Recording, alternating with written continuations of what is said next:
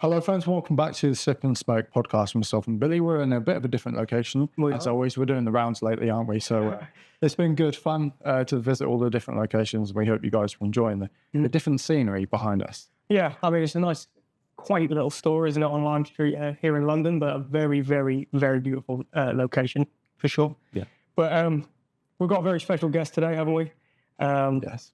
Without further ado, I mean, you're probably someone that people know a massive amount about, but Stephen Hendry, how are you doing? I'm very well. Thanks for having me. No problem. The pleasure is always ours. Any excuse to come and have a free cigar. Exactly. Something a little bit different for you, isn't it? So It's very different. I think it's definitely a first. So Yeah. Looking forward to it. good. Awesome. Talking about cigars, though, what are we all sampling today? I'll let you start.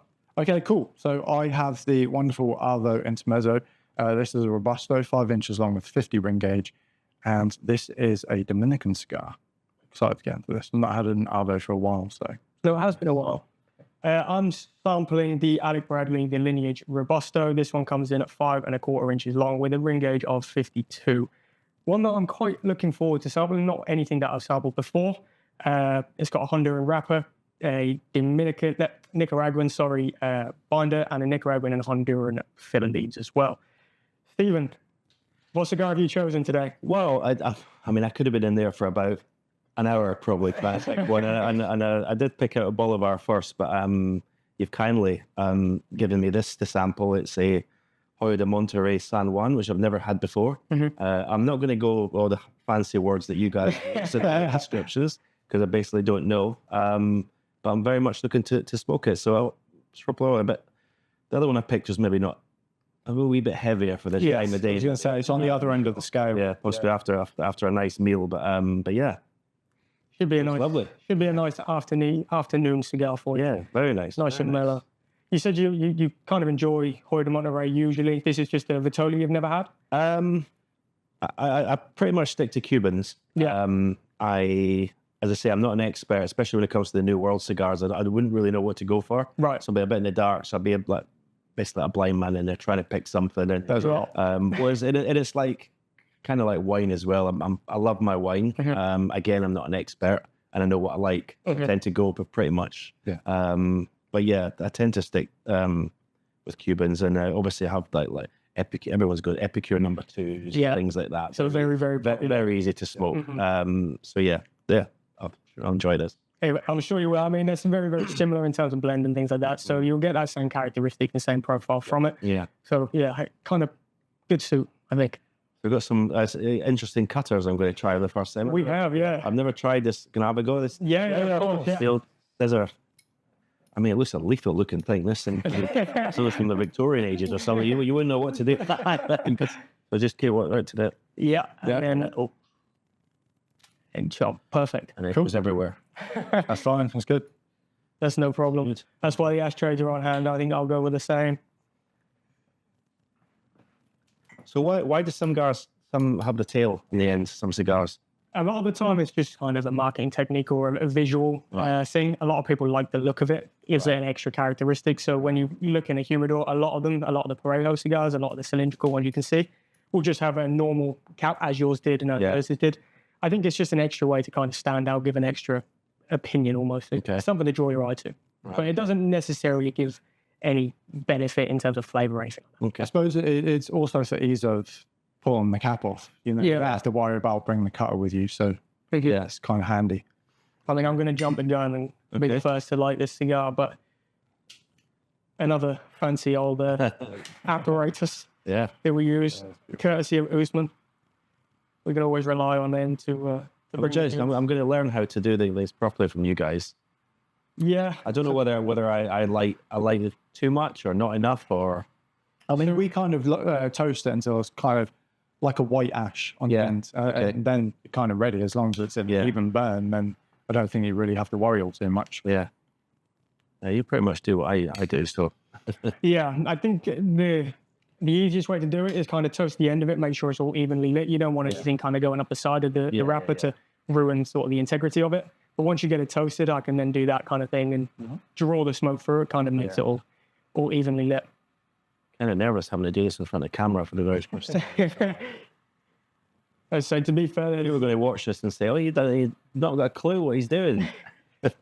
No, I mean, that's what we're here for. I mean, we can guide and all of that thing. But I think the natural segue, Stephen, is to talk a little bit about yourself. Yeah. And I think we should just throw it back to the complete beginning, and sort of your upbringing. And obviously, we know you're known in the world of snooker, 7-time world champion and all of that stuff. But where did that begin? You know, how did you get into it? Was there any influence or anything like that? I got a small table, 6 foot by 3 foot table for my Christmas about 3 weeks before my 13th birthday. I'd never played snooker before. I didn't even watch it on TV. No. So it wasn't sort of like a natural progression from anything before? I think I remember walking, we lived in Fife, and my mum and I were walking through Dunfermline High Street, and I don't think they knew what to get me for Christmas. And there was a little table in the window of this shop, and I think they kind of just sort of said, what about that kind of thing? I said, yeah.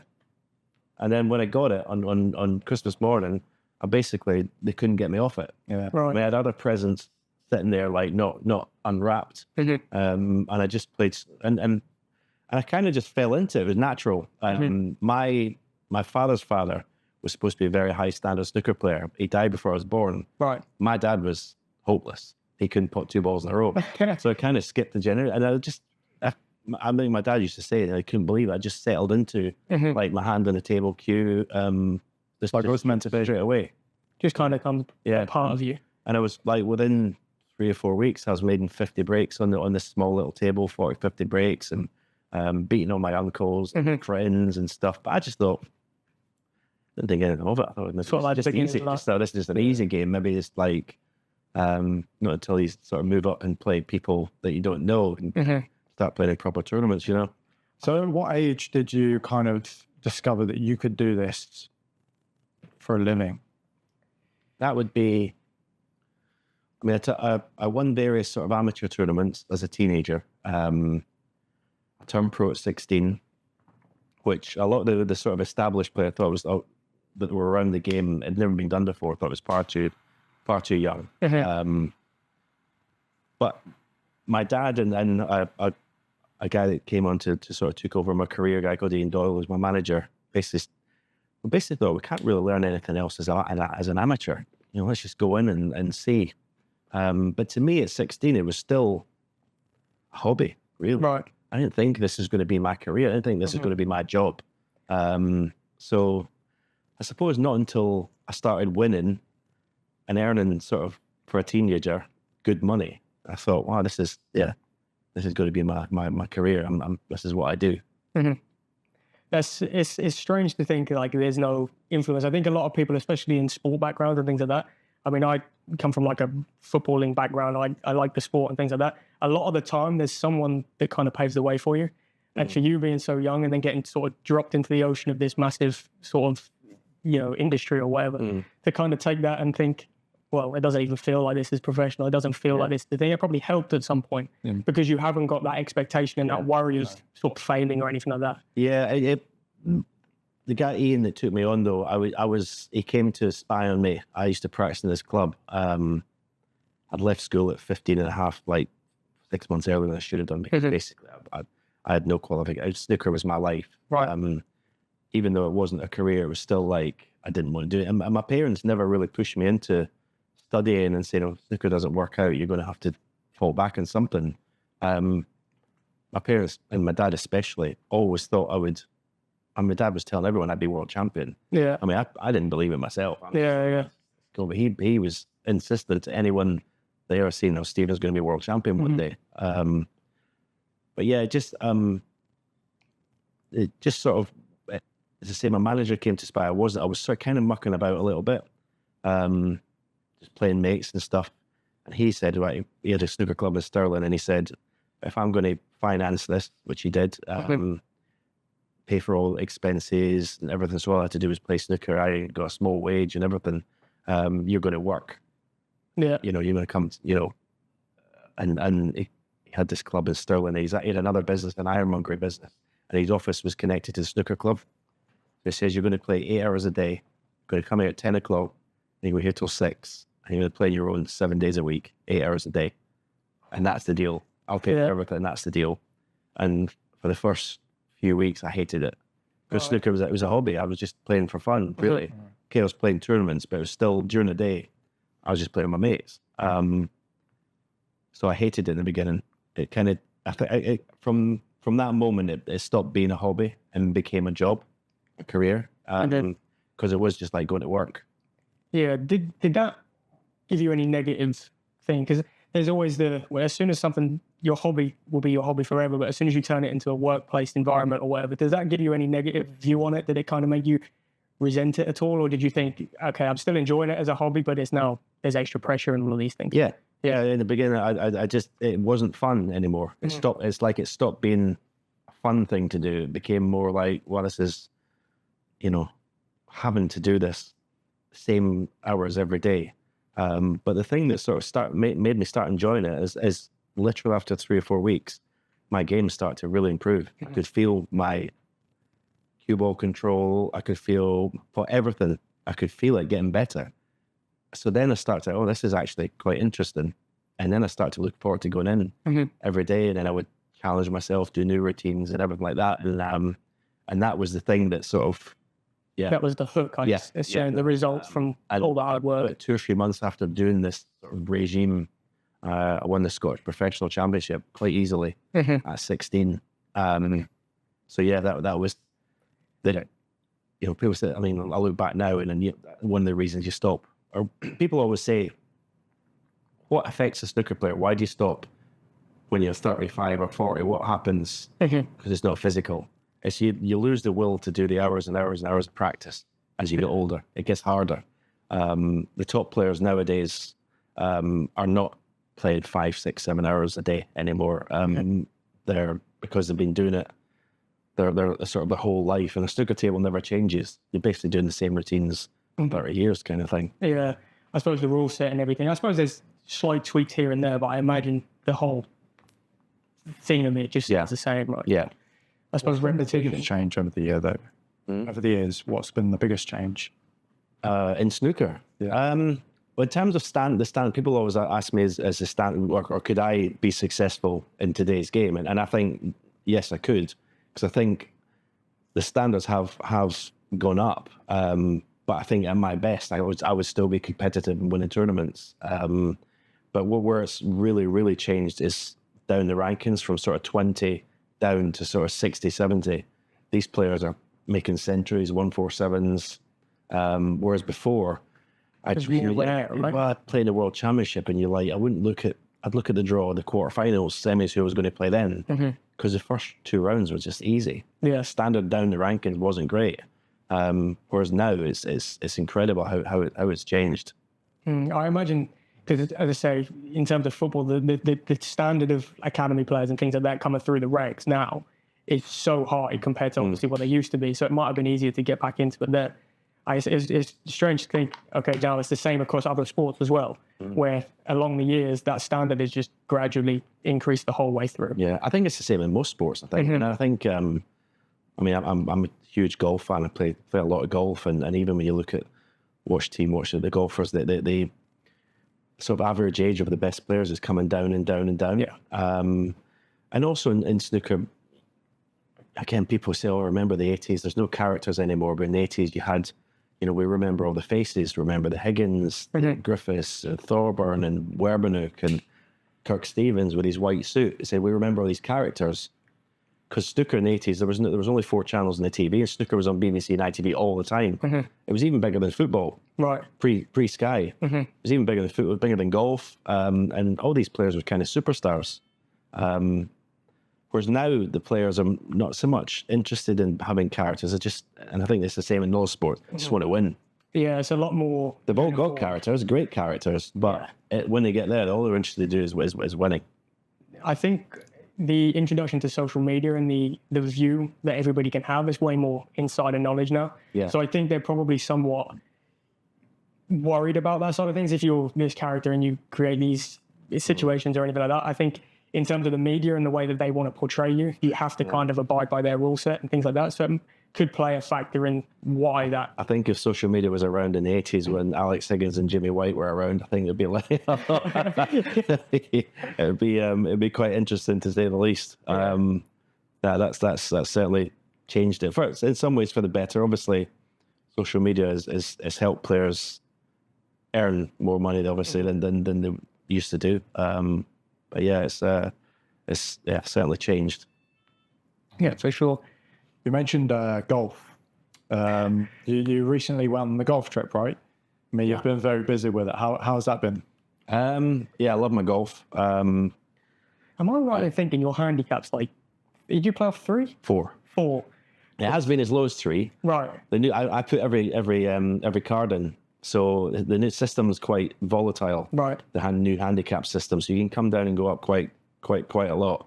At the moment, it's at 4, but yeah, I listen. I play 8 days a week if I can. Yeah. It's yeah, I've been fortunate. I've been invited in 2 or 3 nice trips. I remember at Sunningdale and with some guys that organised some good trips. And just come back from Ireland. We had a day, 2 rounds, and one day in Lahinch in Southern Ireland. Took us over in a private jet. 6 of us went over, played, and enjoyed the Irish hospitality. It's nothing like it. Yeah, Irish. Probably too much Middleton Irish whiskey one night. So we got up the next morning. It was like, probably needed the wind and the rain to get rid of the cobwebs from the night before. Wake you up a little bit. Yeah.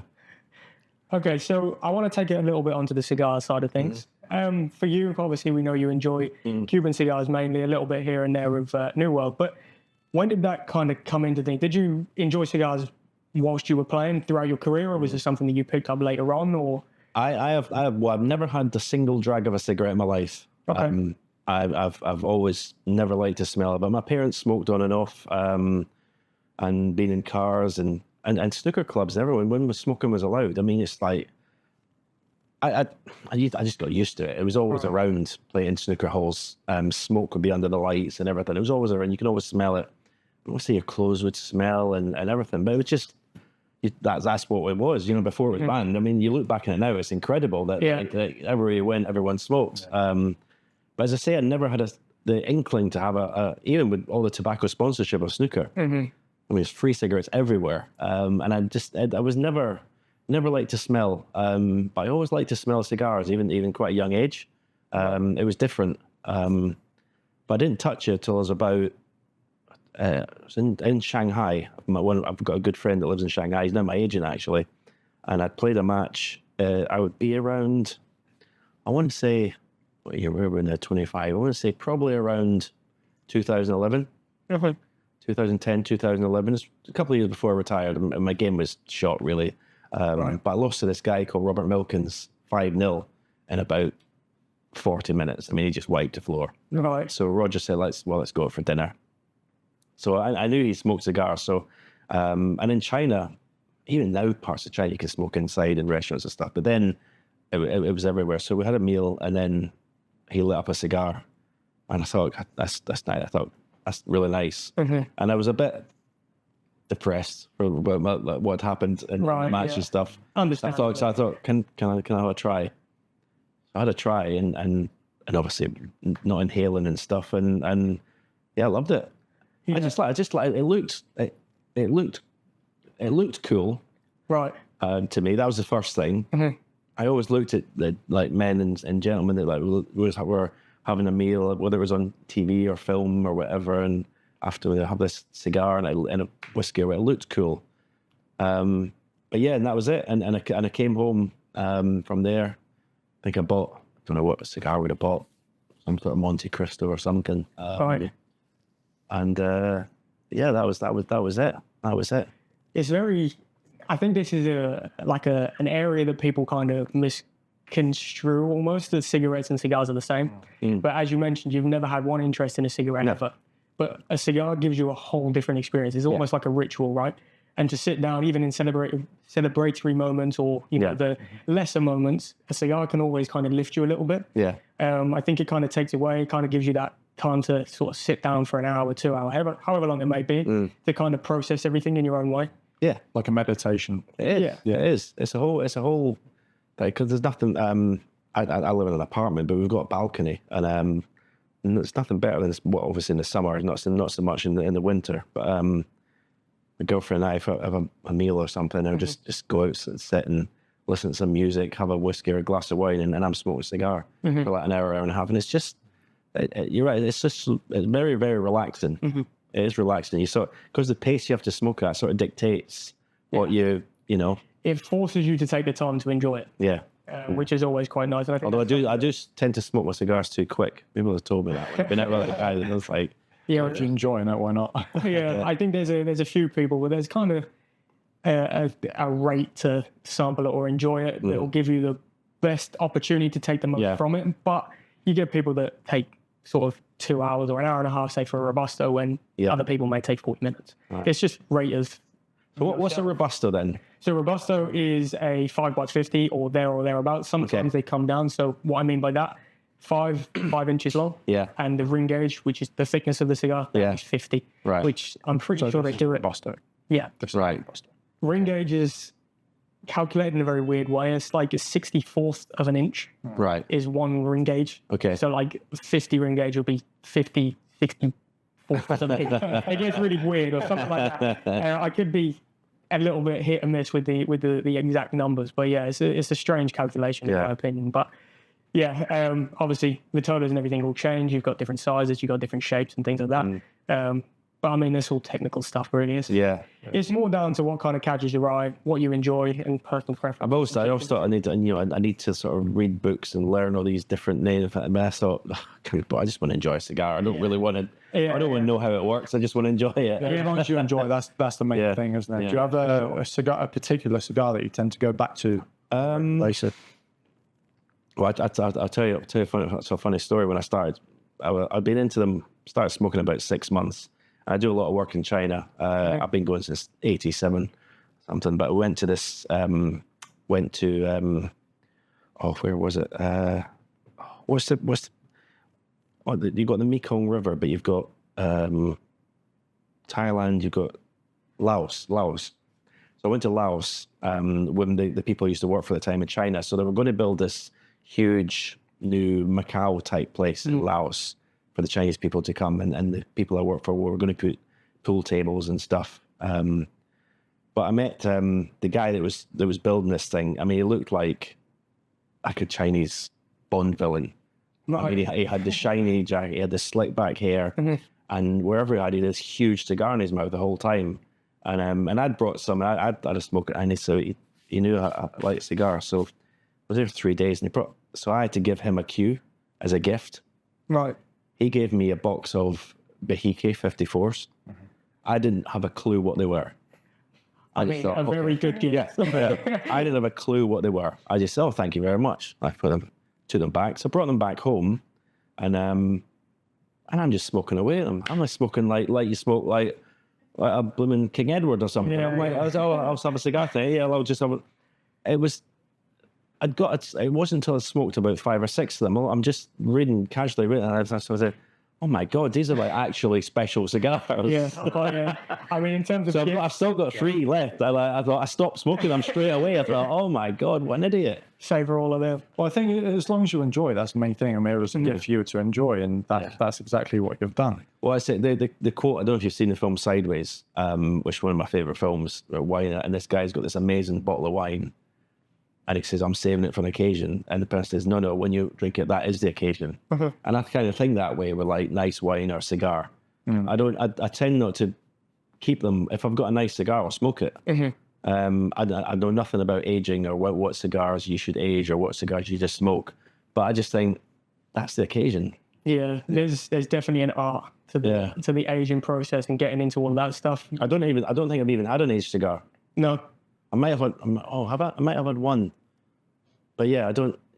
It's somewhat difficult to come by, to be fair. So right. Yeah, but as I say, it's the high end thing. People have a knack for knowing when to store, what brands and things like that. And then in 10, 15 years' time, they cash in on them. Is it like wine, like Burgundy, say, well, you cannot drink that for 20 years because it's no good. It won't be any good for 20 years. Is there some cigars like that?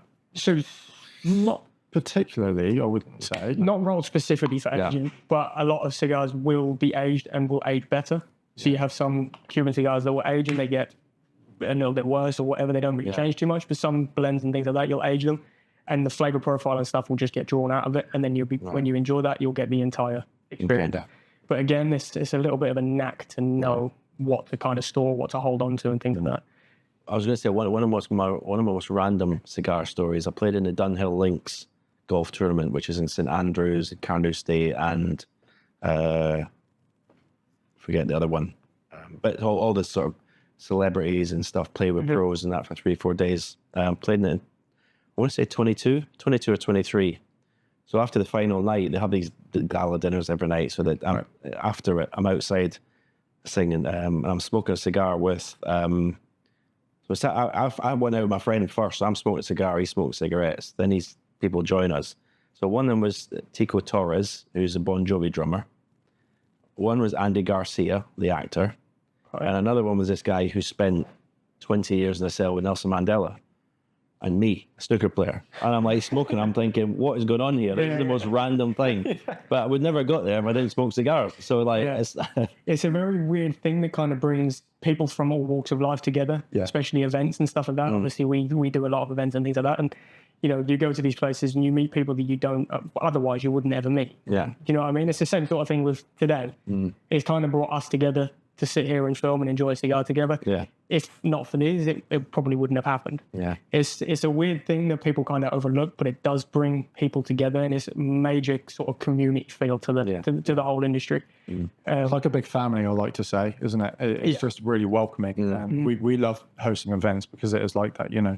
You have people who want to wear suits or people who just want to wear casual clothes. You know, it doesn't matter where you come from, who you are, you know. Yeah. Everyone's together in the moment enjoying some tobacco.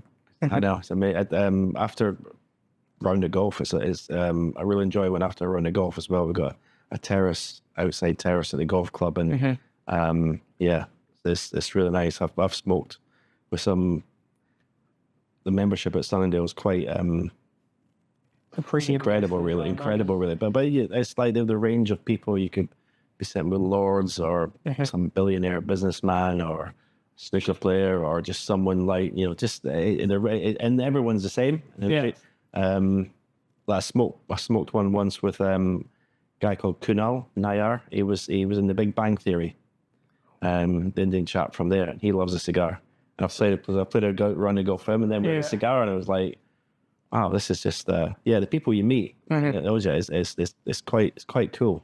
Yeah, it kind of gives you something in common with people. So then, as you say, from whatever background you have, you can conversate over. I think he stays in London quite a lot. I don't know if he buys from you guys or don't know where he gets his cigars. Potentially, I'm not 100% sure. We'd have to have a look. Yeah. A lot of people kind of buy through other people and things like that. So you don't necessarily see the name pop up, but likelihood is they probably do. I feel like a lot of high-profile people use fake names online as well, which I don't blame them for. If they want to order something, then it's not like, oh, this person didn't say, you know, kind of privacy thing. But taking it back to snooker though, more of a deep question, I guess. Are there any sort of life lessons that you've learned from playing snooker?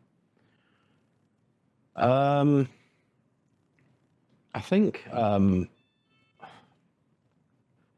just traveling and I because I turned professional so young at 16. Everyone was a lot older than me. So I probably sort of matured and got more sort of worldly, and it sounds a bit like weird, but and it's sort of just common sense and that sort of stuff. Just by traveling around with these guys and being around guys who are much older than me, I didn't really have any sort of life with people my own age when I would turn professional. I mean, it's obviously sacrificed quite a lot to be successful. Like all my mates would be going to parties and girlfriends and drinking and whatever, where I just wanted to play snooker. And I don't regret it one bit because I was the career I had. But all through my life, it was all people, certain people older than me. So I think that sort of taught me sort of life lessons, probably more than I would have done anyway. I probably would have to make my own mistakes where I kind of learn from these guys who tell me not to do that or not to do this. Got a little bit of guidance almost. But I've always been, snooker is obviously a very lonely sport because you're on your own on the table. You travel alone. I had someone that used to drive me around and stuff, but I didn't mind my own company. And I've kind of looked after myself since my parents divorced when I was 14 or 15. So I've kind of looked after myself financially since about the age of 14, 15. So which has made me very independent. Yeah. So yeah, that's probably one of the biggest things. Just taught me to look after myself, basically. Yeah. Did you feel a lot of pressure from that? Like? No, I didn't really. No, I just was always comfortable being on my own. Even now, I look at players who can't travel abroad without they have to share a room with a mate or something. They can't share, and I'm like, dude, there's anything worse than sharing a room with one of my mates. Yeah. Hearing their noises and smells and no, sorry, excuse me. No problem. Yeah, would you say, obviously with you being sort of a young gun back then, I think, did you have anyone that you looked up to, followed a little bit more closely, kind of followed their footsteps or anything? Anyone that's like standing out in terms of like a role model? I mean, Jimmy was my idol when I first started playing. He was the one, because I basically learned in the beginning from watching TV and trying to copy their shots and stuff like that. So I would record all the big matches on make myself old now, on VHS recorders and stuff. Watch them back. So yeah, Jimmy was my first hero, but I just loved the way he played. He had the flair. He played the attacking shots. His cue action was really cool to watch, natural. So all these guys were like idols. But when I started to become serious, sort of 16, 17, my sort of manager and I looked at the Hearn Davis relationship and the way that they basically, Steve was just so dedicated, worked his bollocks off every day, practiced, didn't really become friends with anyone. The players didn't associate himself with anyone. I mean, when I first turned pro, I'd sort of learned Nate Salon, and he just blanked me completely, which he did to most people. Because in individual sport, you got to create that sort of aura and sort of that fear factor. So straight away, that was one of the things we decided to do. Right, you're not going to be going out for dinners with other players. You're not going to be doing this. You're going to be like, play your match, do your practice, back to the hotel, keep yourself to yourself, and that's the way my career went, really. And it was, again, because I didn't mind my own company, but I could easily go to my room and watched DVDs or whatever, listening to music. I was quite happy with it. And I was quite shy as well anyway, so I wasn't really, and as I said earlier, a lot of the guys were older anyway, so it's not as if I was going to be going clubbing with them or... Yeah. I mean, if Jimmy White had got me under his wing earlier on, that could have been disastrous. Well, you mentioned all of these people and things like that, but snooker is all about, as you say, being zoned in, right? So having that kind of confinement is probably going to allow for that to be a little bit more easy to think. You've got no distraction anywhere else, right? Were there any moments that you thought, okay, this is a massive bit of pressure right now, I've got to go through this? Did you seek anybody's advice or anything like that? Or did you think, right, I've done it on my own so far, I'm just going to battle it head on, move through it and just see what happens? Yeah, I think in top sport, especially individual sports, you either got it to do that under pressure or you haven't. I don't think you can teach that. No. I don't think I could go to a coach or my manager and say, well, how do I deal with this pressure? You got to either deal with it or you don't deal with it.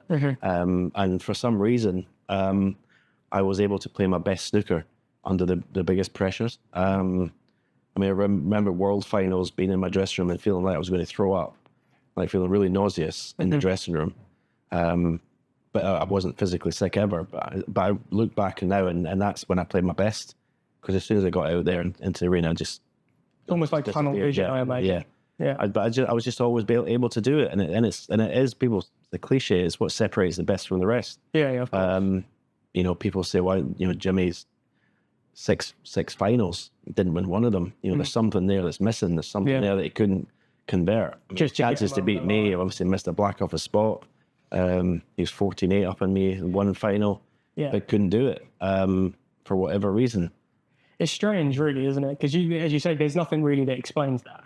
No. Because the whole match he's playing really, really well, obviously in the driving seat, and then all of a sudden he's got to that point and it's like, your head's kind of gone, and then it's like, okay, I'm just letting back in, and then obviously obviously he's won so many tournaments, and to get to 6 finals is obviously no mean feat. Yeah.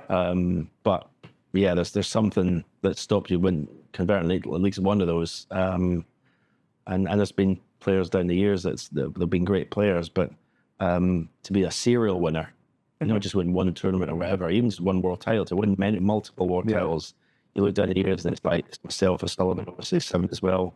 Like it's the Higgins, the Williams, the Davises, all these players. We're all sort of, different from the rest. They do. Yeah. The thing that I find quite ironic is the fact that you mentioned how shy you were and there was a big fear factor, but you kind of introduced more of an aggressive play style, didn't you? Where did that come from? And that's a big contrast. Yeah. To come from being such a shy person to bring this aggressive play. Where did that come from? It was just the way I like to play snooker. I didn't like to play safe. I just wanted to go for everything. And I didn't adapt, really. I mean, obviously, as I become older, more experienced, I did start to introduce more safety playing in my game. You had to. You couldn't basically just go for everything. But it was... My sort of philosophy was, I'm going to go for everything because I want my opponent to think, Jesus, my safety's got to be good because this guy's going for everything. But if I don't get the cue ball there, he's going to go for it. I might miss it, but the fact is it puts it at the back foot. Yeah. Because it thinks, he missed it. He's just going for these. It's like, and that was Trump had it as well when he first. He's gone more now to a more game where he's measured. But when he first came on the scene, he was frightening the life out of everyone because he was going for everything. And I could see from the commentary box like the unease of the likes of the Selby's and the Higgins against this guy because he was just fearless. Because what happens is in the beginning you don't think of the consequences of what happened if you miss.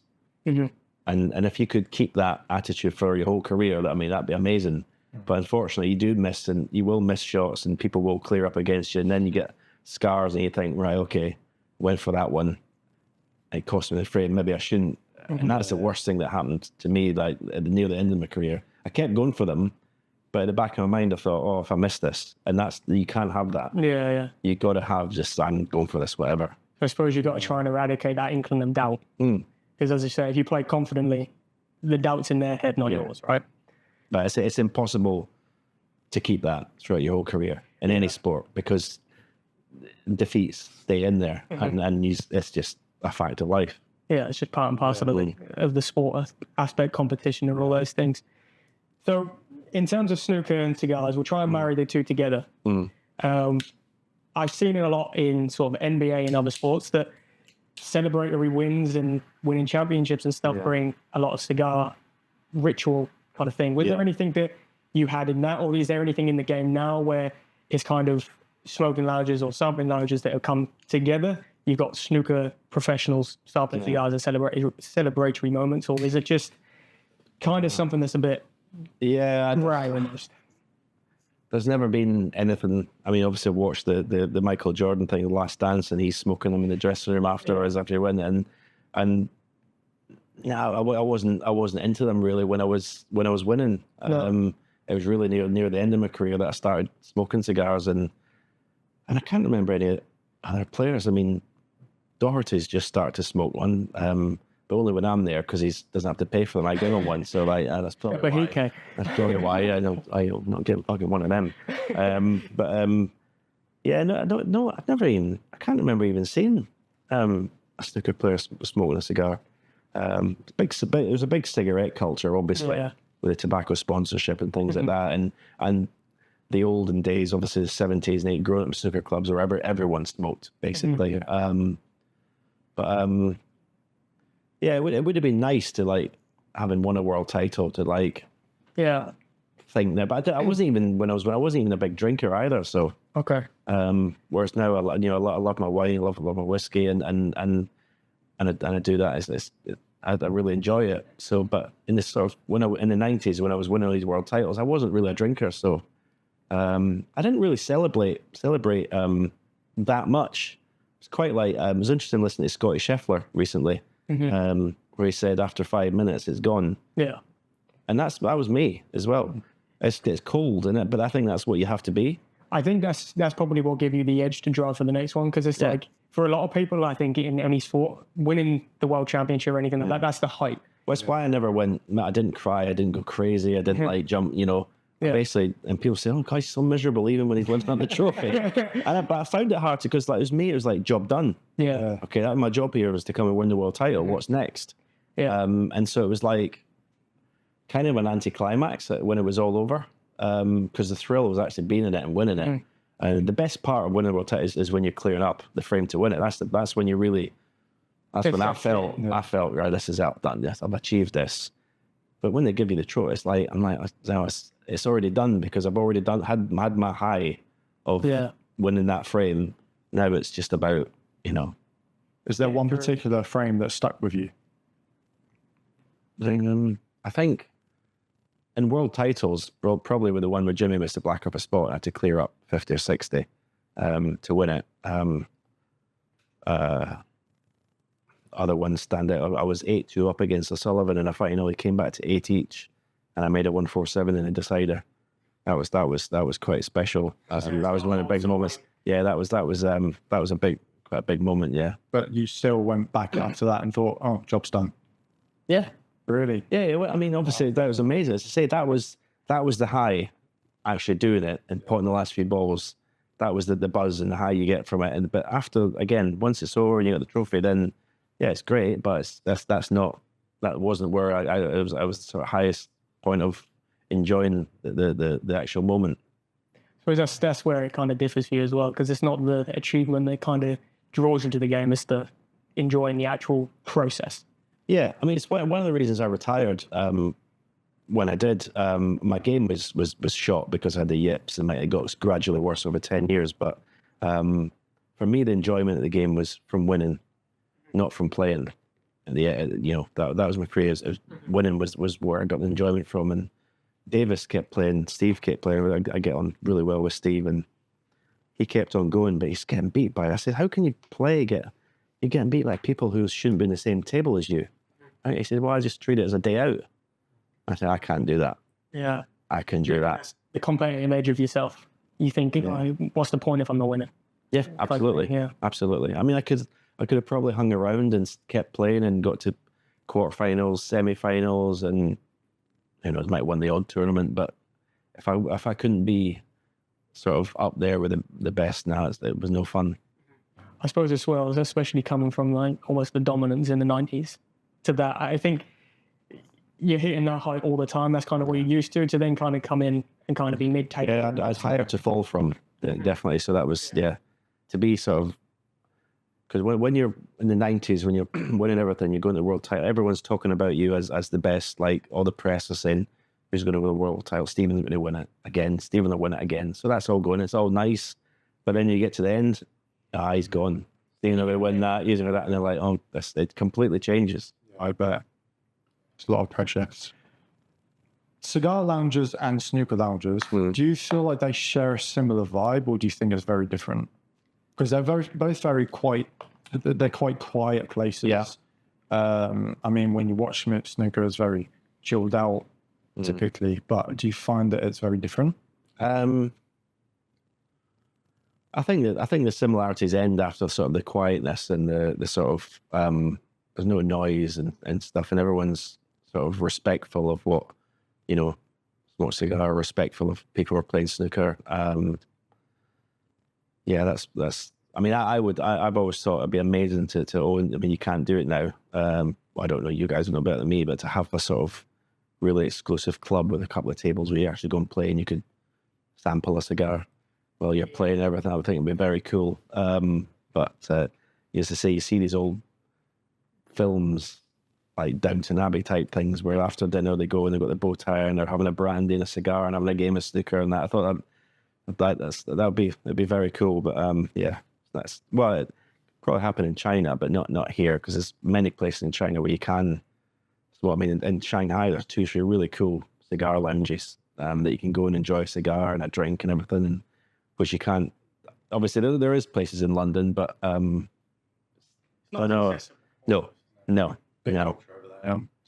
Huge cigar culture, yeah. Cigar and whiskey now as well.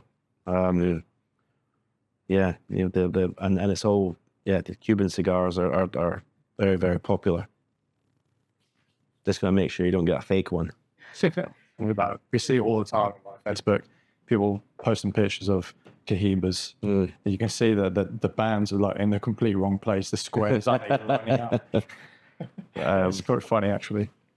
It's great, but I mean, it's because the last trip I came, I buy some cigars from my friend in Shanghai, gets them from Macau, so they're slightly cheaper.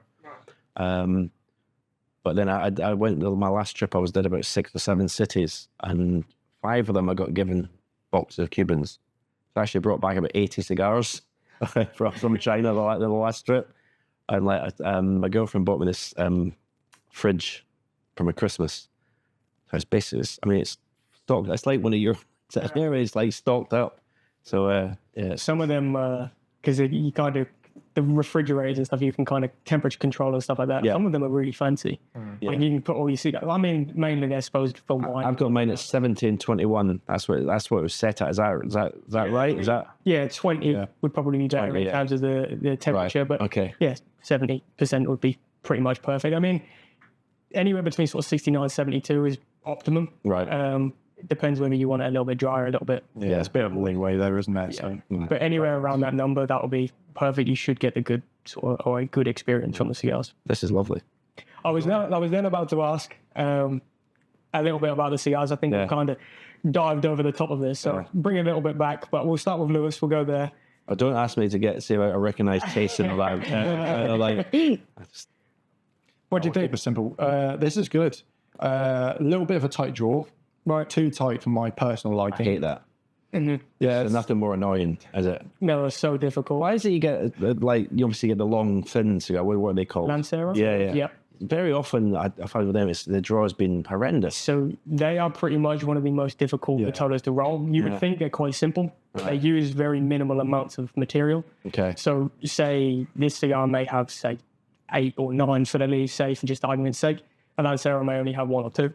So in terms of ratios and things like that, you have to do it absolutely perfect. Right. People in the factories and stuff like that, there'll only be certain people that can actually roll an Lancero Vitola. Right. Whereas, say, a Robusto, you've got a little bit more leeway. A lot of people will roll them.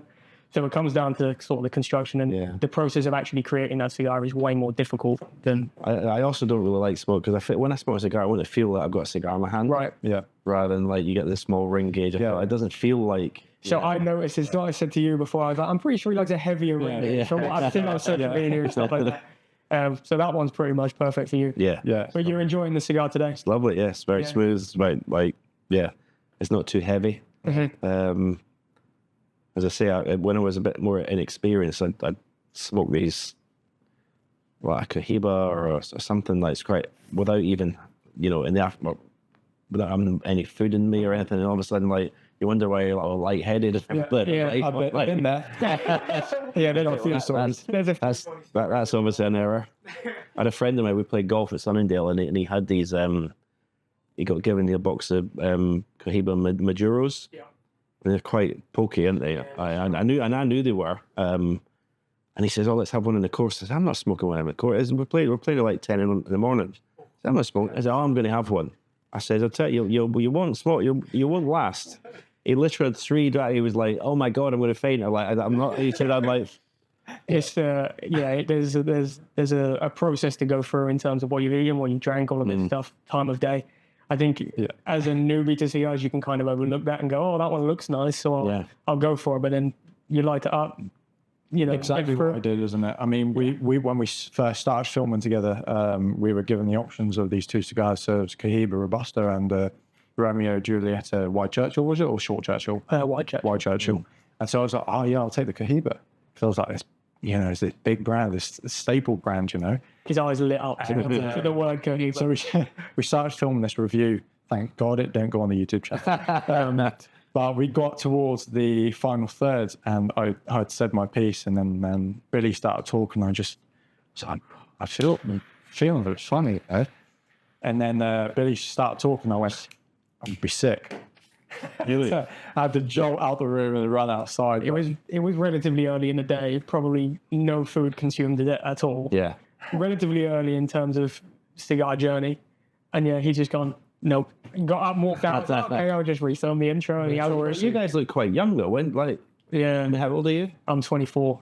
That's quite young to smoke cigars, isn't it? Yeah. So to be fair, both of us kind of fell into this. Right. We both started as an apprentice.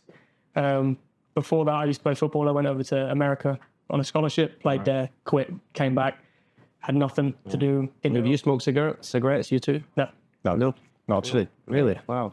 I used to when I was a bit younger, Right.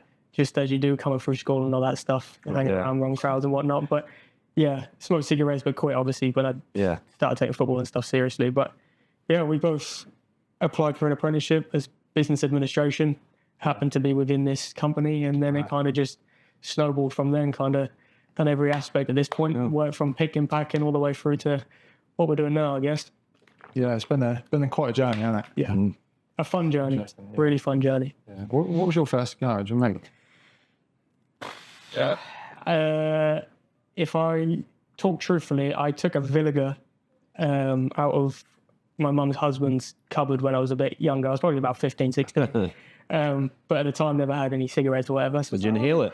this will do. Yeah, quite quickly realised that I sampled this cigar, started smoking it down the field kind of thing with my mate. And we got through it. I was like, how much that is? And then, 5 years later or so, understand why it was so harsh and why it was so difficult to actually inhale and whatnot. But yeah, learnt my lesson then. It's always a funny one with people that come from a cigarette background or people that smoke cigarettes. Take them to a cigar and sample a cigar. Yeah, it's so difficult. They find it really difficult to not take it completely down. Yeah. But then it's like, okay, well, you can give it a go, but you won't get through the whole cigar with... Burning labels because I collect the labels. Yeah, that's fine. I mean, that's... I've got a big glass bowl and it's probably about half full. Right. Which in a way is depressing because it tells me how much I've spent on them. But I've started, so I thought I'll have to keep going now. I think a lot of people do that same sort of thing. Don't they have like a journal or something, they stick it in, they give their reviews and stuff like that. Yeah. Have you ever thought about doing that kind of stuff? Write down what you're getting and no, reviews I don't know. I don't know enough. I say I don't. Same with wine. People say, "Oh, what are you tasting?" And sometimes I can get some, but I'm not good at recognizing what I'm tasting. So we explain it as categorizing flavors. So you can be like, right, there's a slight sweetness there, and you kind of break it down from there. Like, is it chocolatey? Is it a citrusy sweetness? You know, you can do that for many different categories. Like you've got, earth and wood and things like that. So that's how we explain it. Yeah. But yeah, a lot of people struggle with that. Yeah.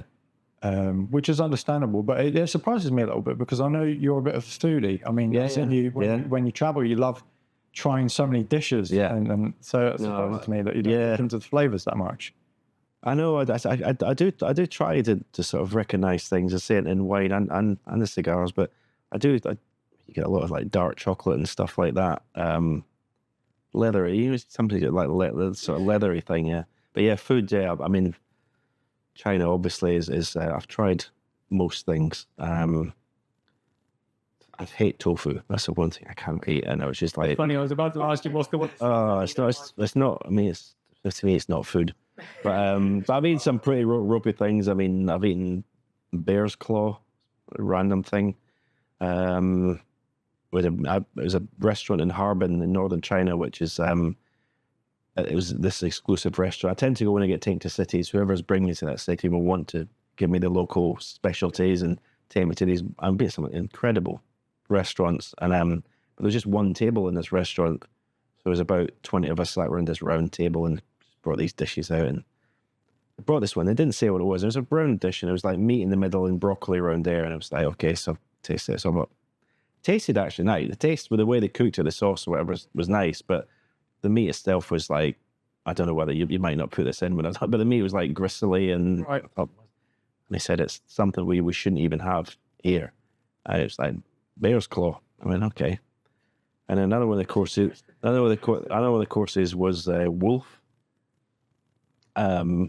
which again was just very, very stringy. But they're going into weird territories here, but like you hear about, obviously there's those regions of China where I've had dog on the room service menu, and obviously I'm not going to go there. I wouldn't do it. And the people say, well, wolf is basically a dog. I went, okay, but I eat it when it's in winter because it warms your blood. Okay. Dog meat or wolf meat. It's and I always think that's their culture. I'm not going to they've done it for hundreds of years, and that's why. So I mean, it's horrendous, obviously. for us to think about it. But I never sort of criticize when I'm there, obviously. Where else will be anteater? Interesting thing. So rogue. That was the one. That was the one. Yeah. That was the one. I was in a restaurant and someone said to me the chef wants to have, you can have his picture with you with his signature dish. And I said, yeah, absolutely. So he come out with a dish and it's like, I said, what is it? And they're trying to do the translations. They're searching on their phones what the translation for Chinese to what this is. And yeah, it was anteater. It was all right. It wasn't. You wouldn't choose it if it was there in the menu, but yeah, it was. It's said again the way he cooked it with the flavors and that was actually out. But it's textures and flavors. Texture can be challenging in China. Yeah, I think I'm not massively experimental when it comes to food, so I think I'd probably be like your younger self, thinking, "Oh, I'd stick to the burgers and all that stuff." I have so many people that say to me, "Will you stop posting these foods?" On Instagram, you make me feel ill. Yeah, we looked at a few, and there was one I can't remember what it was. And I looked, and I was like, "Yeah, not for me, not for me." Sorry, go on. Sorry, I was just going to say, I think I'm kind of similar to you with cigars. You mentioned how you kind of go what you know. Yeah. Go with what you know, and I'm similar with food. Really, I'm a bit picky with food as well. Probably not as much as you, but the one that always gets people is I don't like cheese. So everybody it blows everyone's head that I don't like cheese, which I think it's just overly pronounced. There's such a strong flavor, and I'm just like, I'm not a fan. So. But each to their own, right? We touched a little bit earlier on your humidor, storage and things like that. Temperatures, humidity, all of that stuff is a massive, massive part of the cigar industry and cigars themselves. In terms of snooker, I see a clip a few days ago of someone going through their snooker bag. Is there anything like in terms of storage, things like that you have to kind of keep up in terms of like clipping your cue to the right sort of thing? When I was playing, I mean, it's not really, I mean, it's not like tennis where you could bring out half a dozen cues. They're all the same. Most players, well, I played with one cue for my whole career until it got broken on a flight back from Thailand, snapped in two, and I couldn't use it anymore. I'd won 70 titles with it, including my 7 world titles and everything. And then after that, I think 5 titles after it. Yeah. So although I should be good enough to pick up another cue and play with it, it was up here, and I just like, but yeah, I mean, storage is obviously, you know, the case is probably pretty important. Right. That has to be straight, because if you have a case that's a cheap one and it's slightly warped, in time it's going to warp the cue that's in it. So that's probably the most important thing. But like I leave my cue in my car now. Probably shouldn't say that. People come in wherever, if I see my car, they're breaking and get it. But but I leave it, and I shouldn't do, because it's there in the winter, it's there in the summer. So as wood, it's probably been affected by the temperatures. But I don't play competitively anymore. So, and laziness, I just don't want to take it in and out of my car, because I only play. I'll play the odd exhibition, but the only time I really pick up my cues is like doing my YouTube channel. Really, that's only really the time I play snooker now. So, am I right in thinking I could have got my knowledge mixed? Did you have a slight bend, slight warp in one of your cues? Right, yeah. My actual cue is that I won all the world titles with. Alex Higgins said it was only good for holding up tomatoes in a greenhouse. It was a shit cue. I mean, it was only 40 quid. My dad bought me when I was 13 or 14. It wasn't. Now you can buy cues for, I mean, John Paris, for example, is the best cue maker in the world. Right. He's based in London.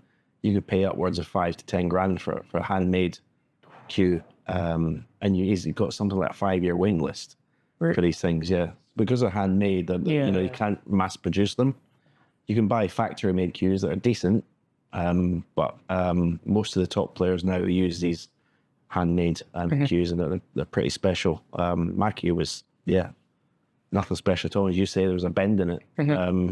So it wasn't necessarily a tactical thing. It wasn't anything to do with the... It just, I think over time, it was one piece. And as I say, if your case... it can get slightly, well, it's going to warp the cue that, over time that's inside it. So, it's interesting. But we travel since it was after 9/11 happened. Then, because before we were allowed to take the cues onto the plane with us, but after 9/11 you weren't allowed to, so you had to put them in the hold. So before nowadays including myself, when we're traveling abroad, we put them in these ski tubes. So you put the case inside the ski tube, and that secures it when you're putting it in the hold. Before we didn't realize whether they were still there or we just didn't realize to do it. We used to check them in and say, but can you take them down by hand? And I was coming back from Thailand, and obviously they didn't do that. And it's obviously going through the carousel things. It's just snapped. And it arrived at Glasgow Airport, and I was just like, oh, well, that's that. Beautiful. I thought that career's over. I was going to say, like, was there any... You can't insure it. No. You can't insure it. All you can do is insure for what it's worth, and it was 40 quid. Because people say, oh, then you must have got thousands from the insurance company. I said, you can't insure it. Yeah. It's just based on what the value is. Exactly, yeah. Sentimental value. You can insure, obviously, against breaking arms and things like that, which I did. But, yeah. Did you keep it? It's in a lockup. It's in 2 pieces. The guy that used to put new tips on for me and everything made a new butt end for it, and it was made out of 2 pieces, but the weight completely you couldn't use it, yeah. So it's just there. If anyone wants to make me an offer. You mentioned, was it John you mentioned? The cue maker?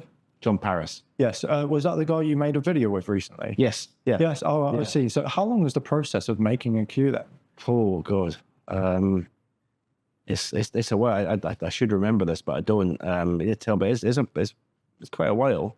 Because he showed me a lot, obviously, in the video, with all the bits of wood, and then it goes from one stage to the next, one stage to the next. So it's, and that's probably the reason why there's such a waiting list. It's quite a long process to make a proper... He's got different grades of cues, and I think it's the ultimate. It's called the ultimate. I think it's the best one. Whether it's, if it selects a better bit of wood or whatever. It's a long process. It's funny, isn't it? How in the video you walked into the shop or warehouse, whatever you want to call it, and they're all just long planks of wood, aren't they? It's all the same. Yeah. But then you make something so magnificent out of it. It's just incredible. It is. I think out of the top 16, probably, I would say half of them are using John Paris cues, I would say. And if you look at the whole tour of 90 odd players, he's got to have a fair percentage. Hasn't he been doing it since, the 80s? Yeah. Yeah, that's a long time. They made Steve Davis's cues in the 80s, yeah. But again, it kind of marries again to the side of the cigar side of things, the process that people kind of completely blow over. They think, oh, I've got a cigar in my hand, I'll enjoy it now. Yeah. That cigar that you're sampling may have took 5 to 10 years to even get to the point of that. Yeah. But again, you just look at the finished product and think, oh, yeah, that's cool. Like, there's nothing to it. But the processes behind all of these things is astonishing. You wouldn't necessarily think about it. Yeah. Has cigar trade got busier or less busy? Or it's massive. Because I'm just going by the way that it's hard to find somewhere to actually smoke cigars. So I thought maybe that would affect, but it's not affected business.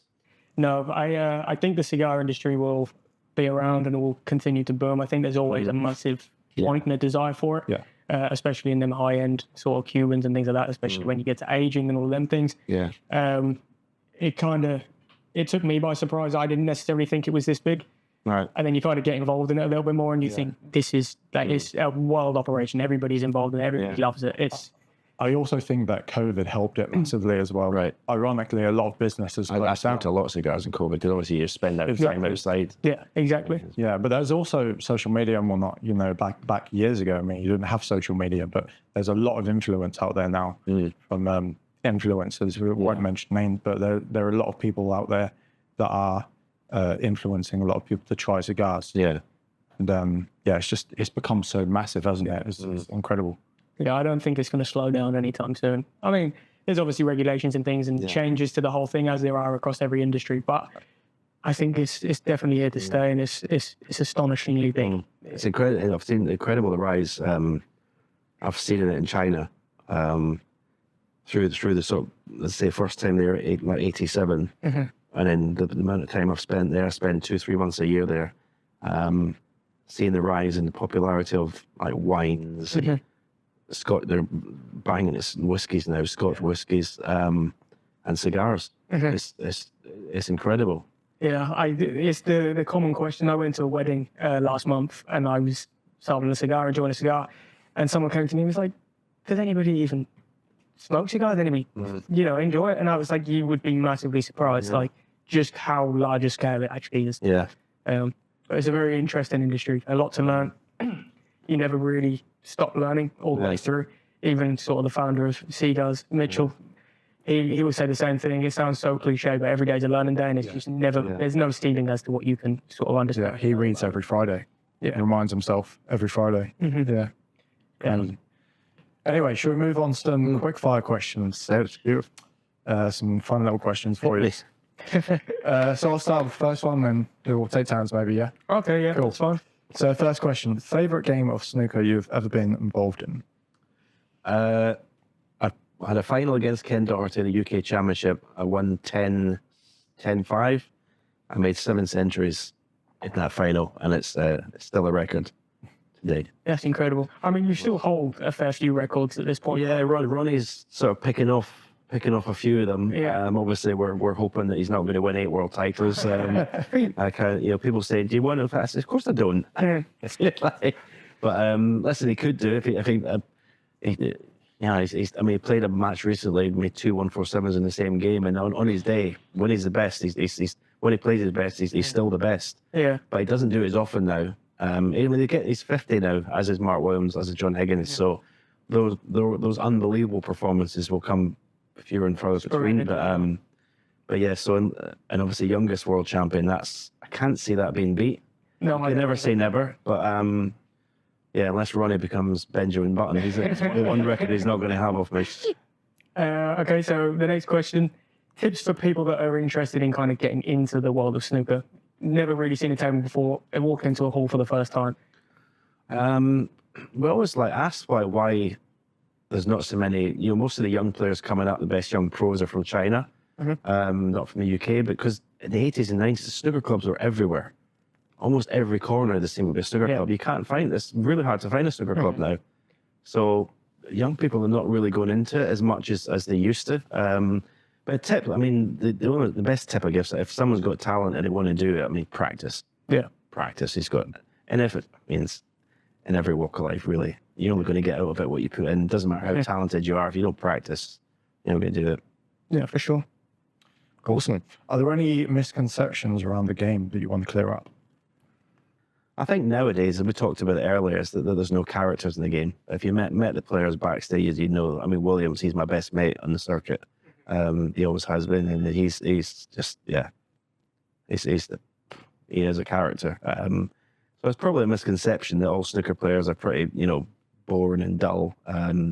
Certainly was with Davis, and it was with me as well.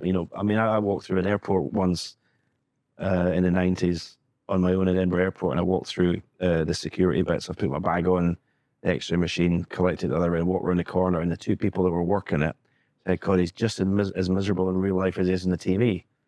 I was on my own. What could I be like? I'm going to walking through, skipping and jumping and laughing and singing, you know what I mean? So, yeah, people have a misconception of players, I think. Especially with people of status and celebrity status and things like that, people that are well known.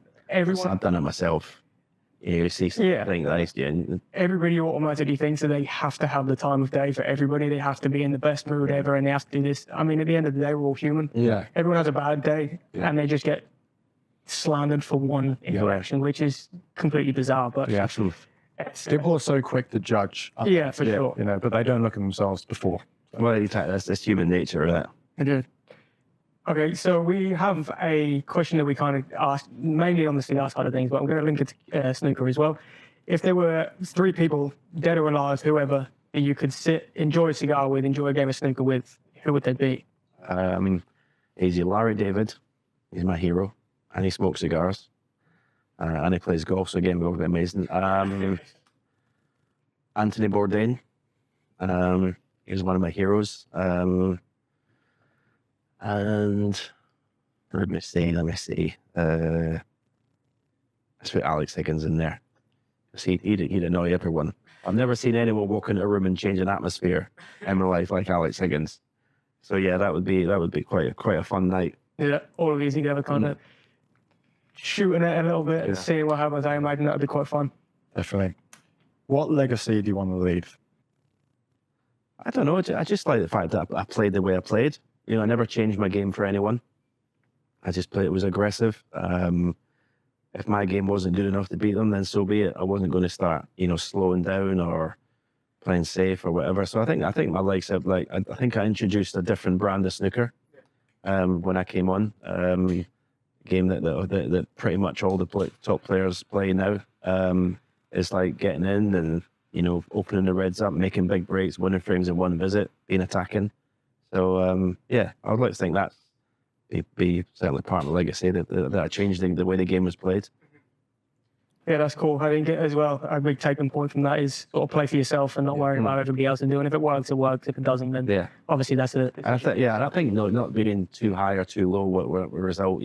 Don't get too excited when you win, and don't get too down when you get beat. I try to keep a bit level. Although I do remember the sort of the feeling of defeat is far more intense than the feeling of winning.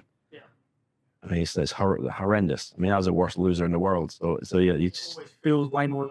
Yeah, and I can remember shots and matches that have cost me more than shots that I've won with.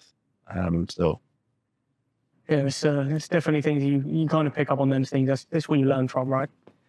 But listen, I mean, that was fantastic. Obviously, thank you very much for joining us. My pleasure. Obviously, you've joined us on our channel. I think it's only right to give you a little bit of a shout out. Obviously, you have your own YouTube channel. You have Q-tips, various other things that you're involved in. I mean, we've watched a few episodes, and I mean, it seems to be going really well. Yes, it's amazing. Obviously, the first one to do this sort of thing in snooker. And obviously, I was retired, so I had the time to do it because I think Sean Murphy's got a great YouTube channel. But obviously he needs to find the time because he's still a professional and to do it. You need to put, as I'm sure you guys, so you need the time that you put into these things is incredible. I'm lucky about a great team that do all the filming, all the editing and stuff. But it's going really well. I think we're almost 400,000 subscribers. Congratulations. Inside 3 years. Thank you. And we've managed to put out a new video every Sunday for that time. Snooker's not the easiest thing to try and think of new things to do. Right. But we're constantly looking. So, yeah, it's I'm enjoying it. Yeah. Good. Have you got any future projects that you're excited for that you'd like to share?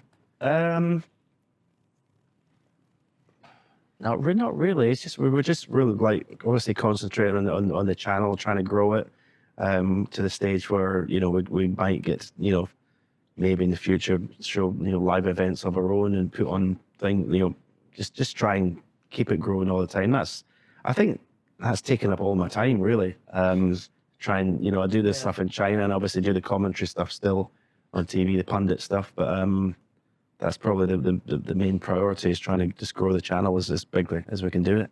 Yeah. Well, I think it's safe to say you're doing a fantastic job. Thank you very much. Appreciate it. No problem. Appreciate it. Thank you very much. And again, thank you so much for joining us today. My pleasure. Loving this. Thank you. Cheers. How was your cigar? It was really good. Really enjoyed it from start to finish. Hints of leather in there, but quite an earthy cigar. Quite easy going in terms of a medium body cigar for me. It's good. Enjoyable. It's actually one of the first cigars I've smoked with just like water. Normally, when I smoke a cigar, I've got some sort of alcoholic beverage with it. So it's quite a rare occurrence. But you probably actually taste it a bit more when you just you're not drinking something else with it. Mm-hmm. I don't know what's your favorite drink, but this is maybe this is out there a little bit. I mean, I love a Negroni with a cigar. Yeah, that's amazing. I love a whiskey, obviously, a glass of red wine, all these things. But one thing is it's a Disaronno. Okay. With lots of ice. A lot of sweetness in it. Because I think the sweetness against that, I think it sort of balances out. Yeah. I don't know what. For me, in terms of cocktail, I love an old fashioned. I was going to say. I actually tried a Negroni for the first time up in Edinburgh. About 2 months ago. I can't remember when the event was. I wasn't as much a fan of a Negroni as I was an old fashioned. Right. But yeah, either that. If it's more casual, probably a Guinness. Okay. Or just some sort of Scotch or Stannardoo's a massive one for us. Yeah. Yeah. Well, I was going to say old fashioned, but you've stolen that, so I'll change it. I mean, I've chosen about 3 different drinks here, so. I really enjoy our Dominic London Privy Liberation, the cigar cognac. Okay. That's beautiful. Absolutely beautiful. Yeah, it's just got a nice balance. It's not as intense as a whiskey, but it's got that sweetness to it. Right. It just blends perfectly with a cigar. Nice. So, recommended. Cheers, guys. It was a pleasure. Pleasure. Thanks so much, Stephen. Listen, thank you very much for coming. I really appreciate it. You're welcome. Yes, thank you guys for watching. Subscribe to the YouTube channel. Subscribe to Stephen Hendry's Q-Tips as well. Follow us on Instagram and Spotify as well. And until next time, stay safe and happy earth. Peace. Cheers.